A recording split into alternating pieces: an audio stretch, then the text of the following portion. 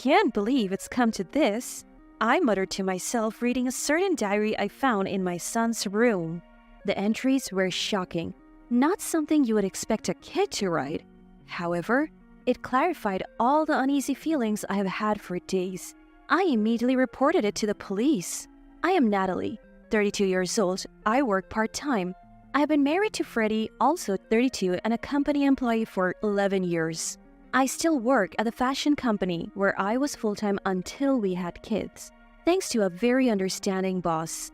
Our son Joseph turns 10 this year, and we're starting to think about buying a house to set up a room for him for the future. But Freddie's attitude towards me and Joseph started changing. Joseph loves studying and gets high praise from his teachers for his grades. He's already doing well, but he still spends his time reading at the library or helping friends with their studies after school instead of playing outside. Once Joseph got a couple years into elementary school, Freddie started saying, "Kids should be playing outside. No need to study. They should be building strong bodies." He would send Joseph to the park in the cold without a jacket, or take away his books saying, "Too much reading will fill your head with weird ideas." At first, I was concerned about Joseph's lack of exercise, so I could understand Freddie's point, but I started to question him when his actions became excessive. I get where you're coming from, Freddie, but isn't this too much for Joseph? It's good to be active, but he doesn't need to be in light clothes, and he sets a time for reading, so no need to take his books away. You're too soft, Natalie. That's why he gets sick from just a bit of outdoor play. You're his mom. Be responsible. He's a boy. He needs to be strong and active. Conversations about our son Joseph always ended in a stalemate, leaving me pondering what to do next. Whenever Freddie had a day off and wanted to take Joseph out, I made sure to go along. I did this to keep an eye on Joseph, ensuring he wasn't pushed too hard, and often suggested outings like going to the movies or visiting art museums. Joseph loves appreciating art, and when we would go to an art museum, he would eagerly share with me the knowledge he had gained from books. Freddie would say, "If you're going to places like that, I'm going to hang out with my friends." And he never once joined us. I tried to bridge the gap between Freddie's parenting approach and Joseph's interest. Eventually, I stopped trying, and we became increasingly divided within our home. After a while, Freddie said, "I don't want to waste my money on a child who won't listen to me. Let's cut down on Joseph's education expenses." The education expenses he mentioned were just a few tens of dollars a month for online courses, in addition to elementary school tuition. Frustrated, I decided to cover Joseph's course fees and any future learning activities with my own earnings and pre-marriage savings.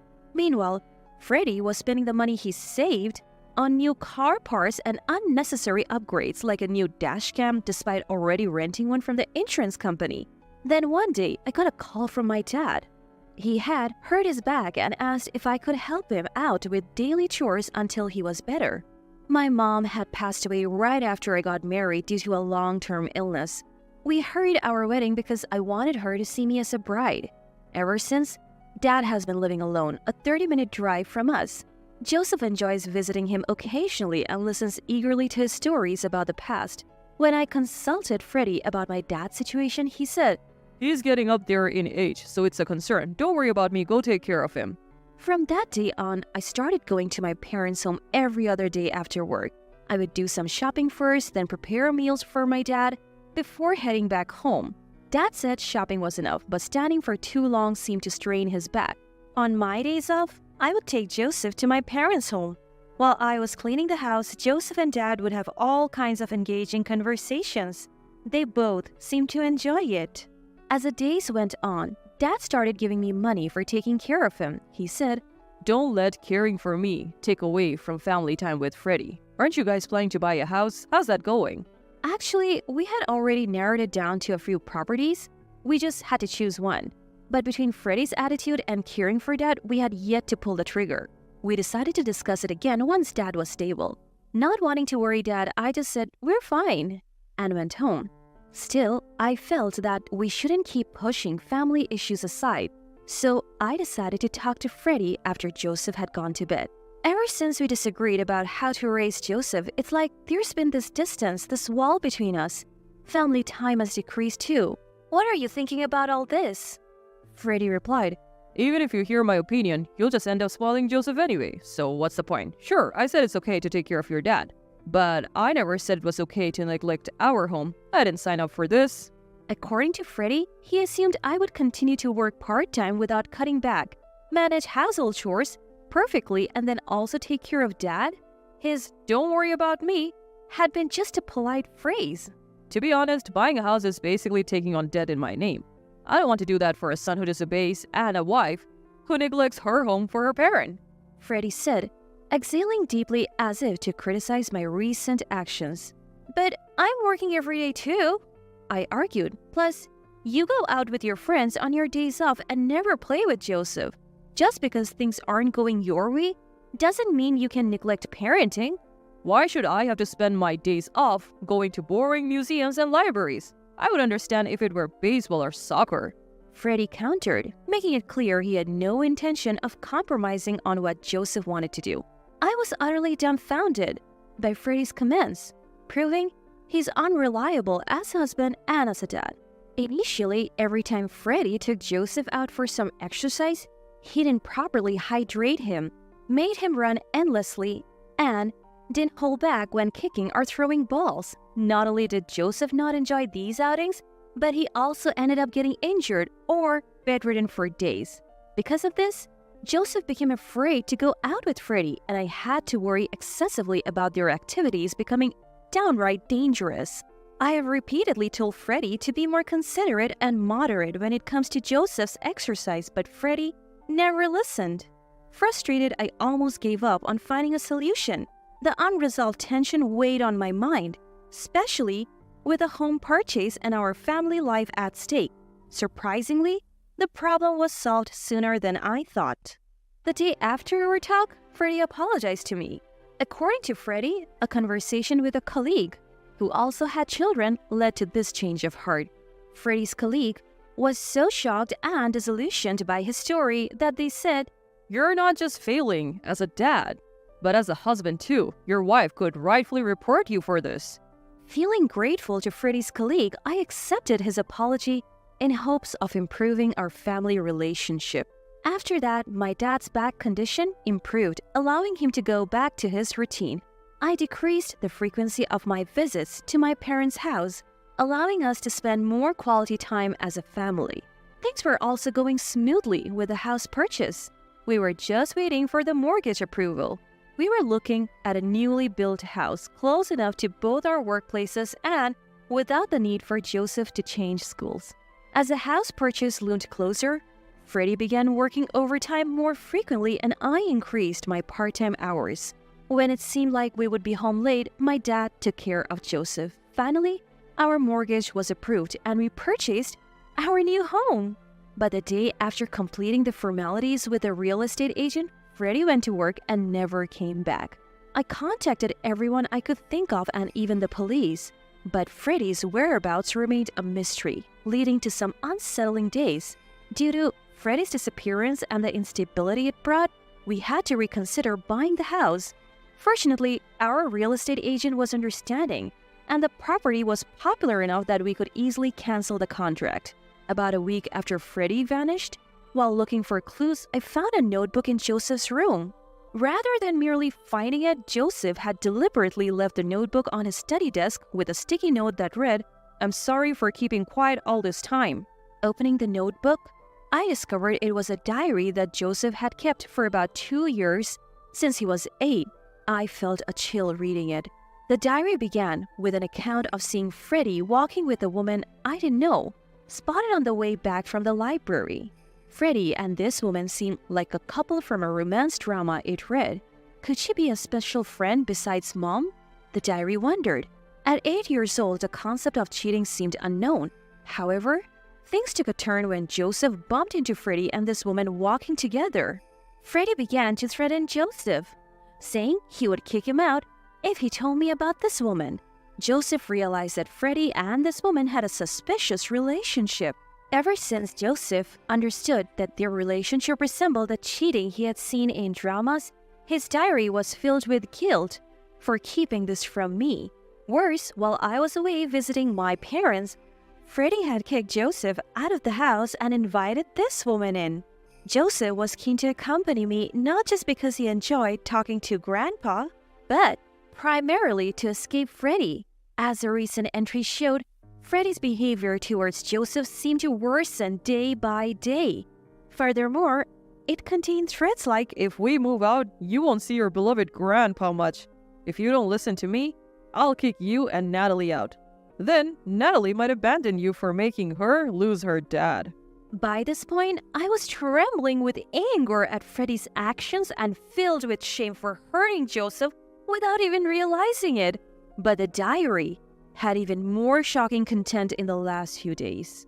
If Grandpa gets hurt, Natalie will have to leave the house to take care of him, and you will even get some money. So it would be good if Grandpa gets hurt again. You should make Grandpa get hurt. It said it went as far as telling Joseph to push Grandpa or drop something heavy on his foot. The last page read, Dad said that if Grandpa's house caught fire, we would get money. Then we could build a more luxurious new house. And Mom would probably spend more time at Grandpa's so he could live with a new wife in a new house. I called the police the moment I read the diary and went to pick up Joseph and Dad. The police took the matter seriously and quickly located Freddie. He was staying at the home of a colleague from work who appeared to be the woman mentioned in his diary. Large amounts of gasoline were stored on the porch of that house. Freddie and his host made the lame excuse that they were planning to use it for a barbecue, but due to the excessive quantity, they were both taken in for questioning. I seized this moment to contact my lawyer, who I had already consulted about divorcing Freddie. Through this, I had been aware of Freddie's affair all along. I had felt something was off when Freddie would opt out of family outings to hang out with friends on weekends. So I had been doing my own little investigation without alerting Freddie. Moreover, the latest recordings from Freddie's dashcam had conversations with this woman, and I knew they had been going to a hotel together. The day Freddie had apologized saying he had been told off by a colleague for being inappropriate, he had actually been asked by his mistress to break up because "You don't seem like you would be a good dad if we had a child." I had reserved destroying our family by revealing Freddie's affair, especially after seeing he was breaking up with his mistress on the dashcam footage. I thought I would keep it to myself and give us another shot, but my decision put Joseph in agony and could have led to a catastrophe. Physically and emotionally drained, I steeled myself for the tough decisions ahead. When Freddie returned from the police station, he apologized profusely, saying, I felt enormous pressure financially, especially after buying the house. And I just ran away. The person who sheltered me was just a colleague, nothing more. I swear. Freddie seemed to think I was unaware of his affair at that point. I immediately contacted a lawyer and took Freddie to the law firm. When I mentioned his affair and demanded a divorce, he tried to shift the blame onto Joseph. Joseph told you, didn't he? He hates me and wants us to divorce. But he was left speechless when I presented evidence. After the lawyer finished explaining everything, saying, We will be contacting your affair partner for compensation later. Please cooperate. Freddie suddenly stood up. He lifted his chair and hurled it towards me. I narrowly dodged it. Stunned, I listened as Freddie yelled at me, You gave birth to an unlovable child and now you want to take my money even from her? The lawyer intervened, and Freddie was taken back to the police station. The next day, I sent a package to Freddie's and his mistress's workplaces. It contained detailed documents and dashcam footage. The footage included conversations between Freddie and his mistress discussing how setting fire to my parents' house could net them money and give them more opportunities to meet. In the end, I received a hefty settlement from Freddie's family and the woman he cheated with. I finalized the divorce, sold our house and my parents' home, and moved to a neighboring state with Dad and Joseph. Though he wasn't charged by the police for the arson plot, my boss saw the incriminating footage. Recognizing Freddie as a danger, my boss fired him after his actions led to police involvement. His mistress found the work environment too hostile and quit, moving back to her family home. As for Freddie, his parents took him back in, but are keeping a close eye on him. They were planning to kick him out, but grew concerned he might harm me or their grandchildren after he complained about holding a grudge against me. Now, he lives under strict conditions, no car, no phone, and any money he makes doesn't go directly to him but is managed by his parents. After all the drama, I focused on Joseph's emotional well-being for a while. I also attended counseling to recover mentally. I'm truly grateful that Dad has been the rock in our lives. Joseph has become much happier now that Freddie is out of the picture. He's enjoying his days with new friends in our new place.